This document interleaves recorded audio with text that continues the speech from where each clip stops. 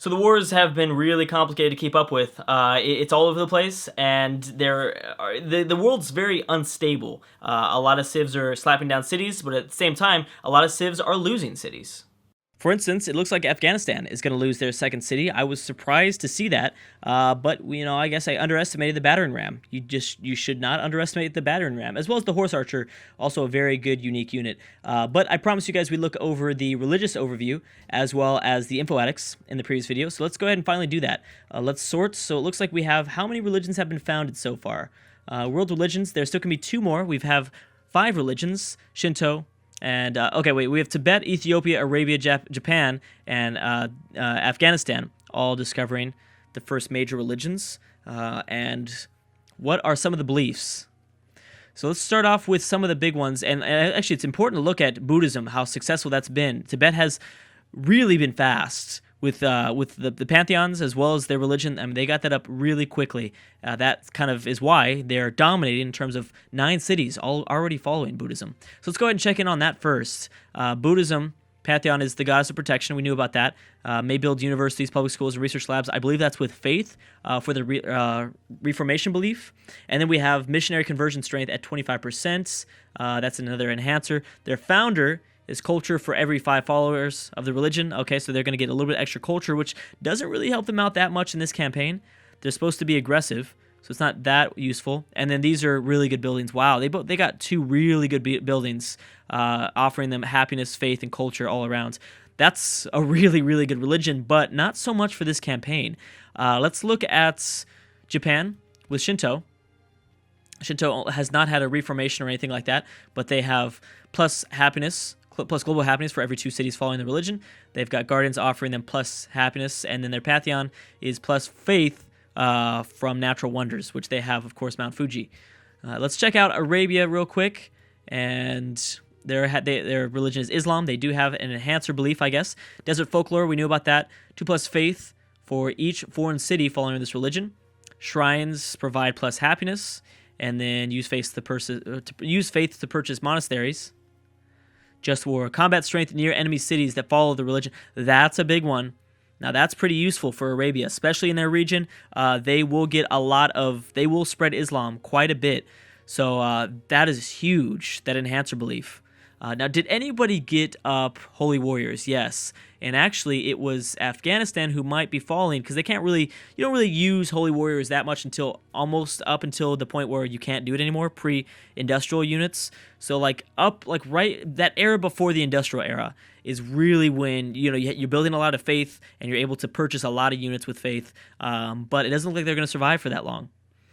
Anyways, and Eastern Orthodox is the final one, which, of course, Eastern Orthodox was founded by Ethiopia, which could be really, really successful. Temples provide plus 2 happiness in cities with 5 or more followers. Cathedrals, bind cathedrals, stuff like that. What is this? Religious fervor. Faith to purchase industrial units. Use faith to purchase industrial. Oh, I didn't realize that's a Reformation belief, just like Holy Warriors, I guess. Huh. And later. Oh, but that's for later. I get you. Faith to purchase industrial era units and later. That's land units specifically. And then global happiness for every 8 followers of the religion. And then their pantheon, we've already looked at God King. There's no city-state, so that's not super useful, but that's an enhancer belief. Anyways, let's go and check in on the info addicts.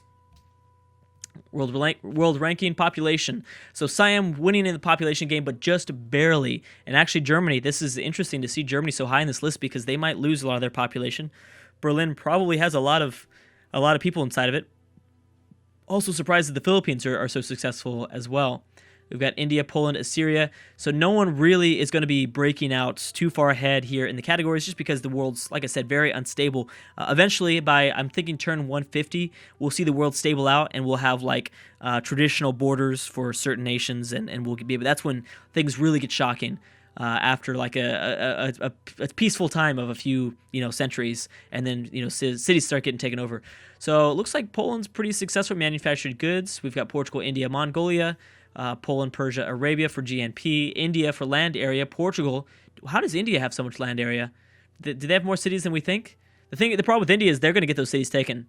They can't reinforce all those like scattered cities. Here's a big one: military manpower. Again, Babylon. I'm begging you, go to war with somebody.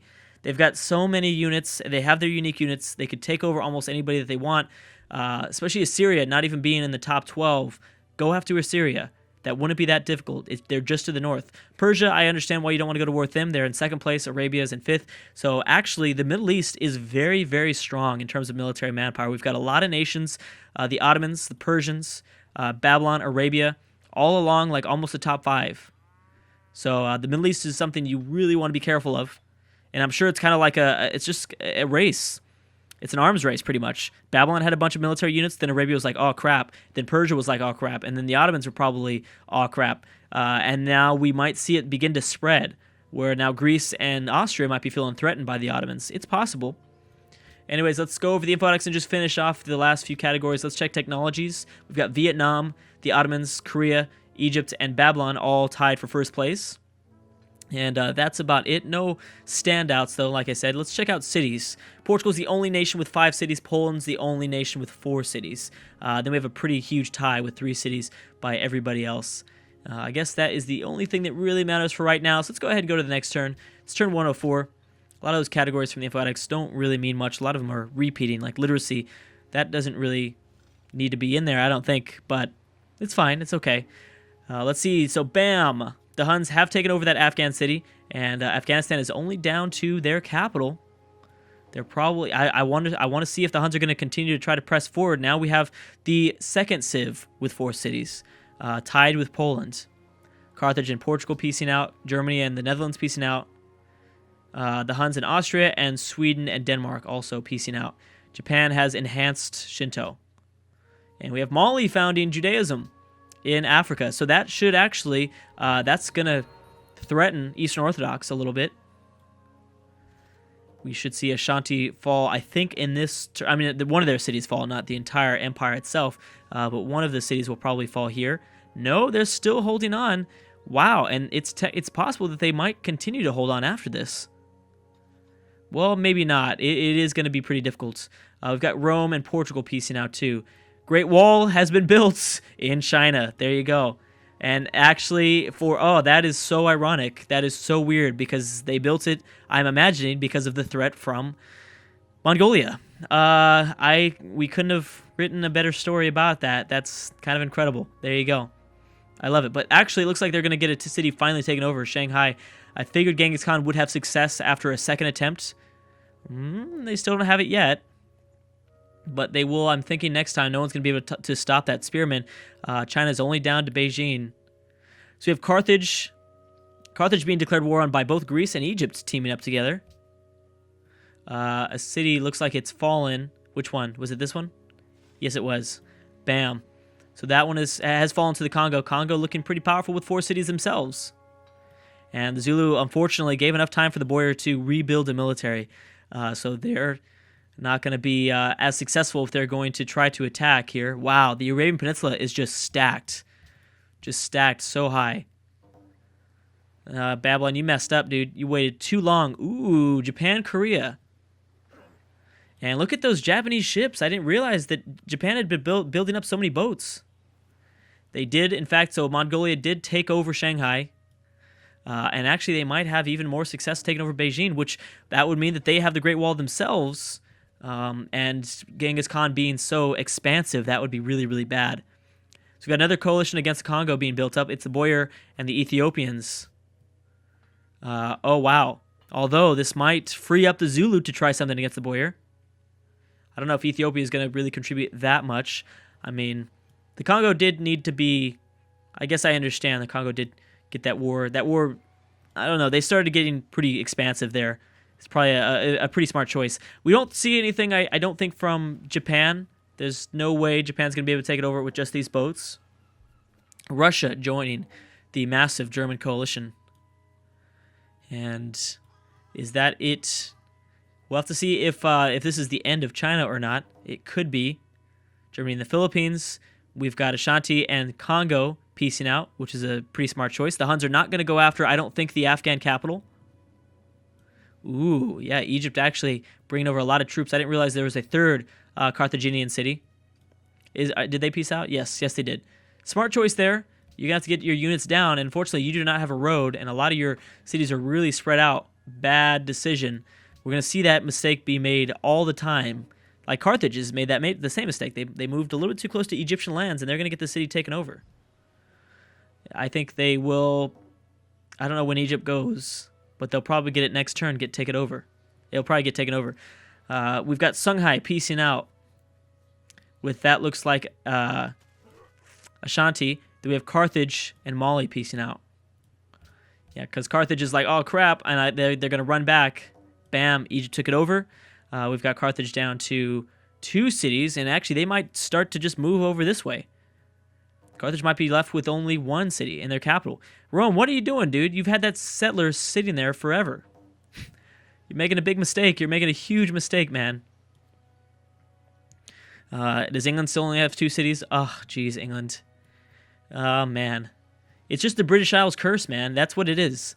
That's what I need to call it. It's the British Isles curse.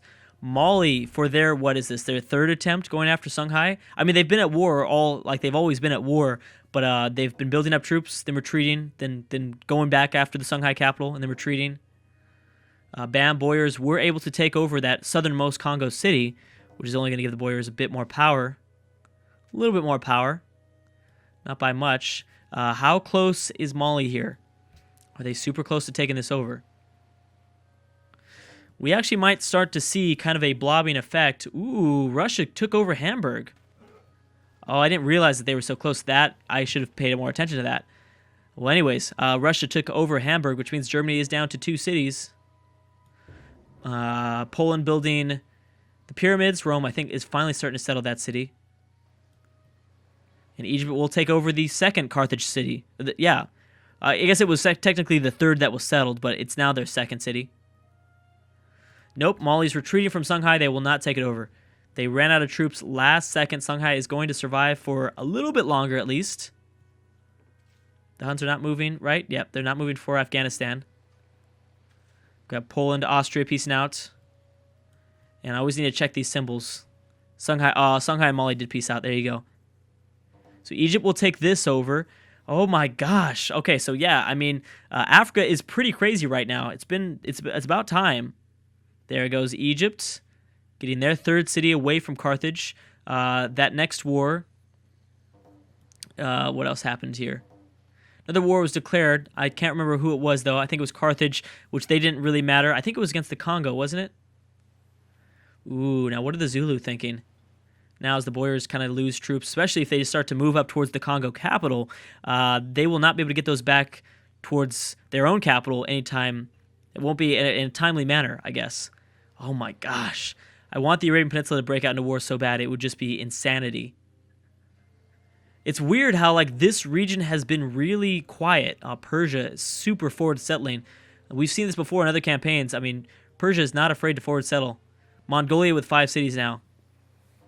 There we go. So we have a tie for now 5 cities. We've got Portugal and Mongolia.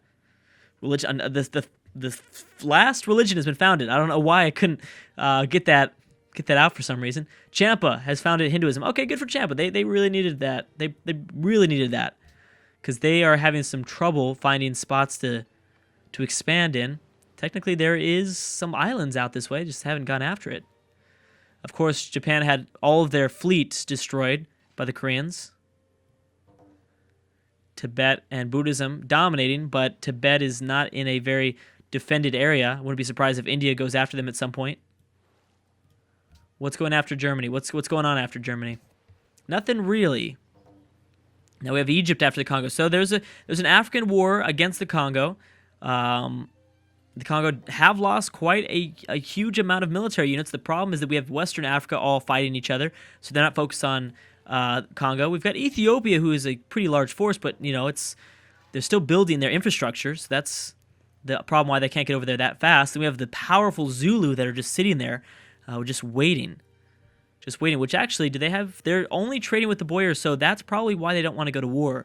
Their economy would probably collapse more than likely, so that's maybe why they've avoided war for so long. Okay, so we have Persia and India teaming up against the Huns. Now, both of those nations, I believe, they do border the Huns, but India has most of their military down south in Delhi, And but you know, I mean, possibly we could see some expansion from Persia here. Maybe some success from Persia. They've got to navigate around the Afghan capital just to the west. England, have you done anything else? You still haven't settled a city. Poland looks like they might be going hard for Germany just now, but I think, is Poland still at war with Austria, or did they peace out? I think they might have peaced out. The AI, I think, would have still been going after Austria if they hadn't peaced out, but we'll see. Yeah, they've got to be peaced out, I think.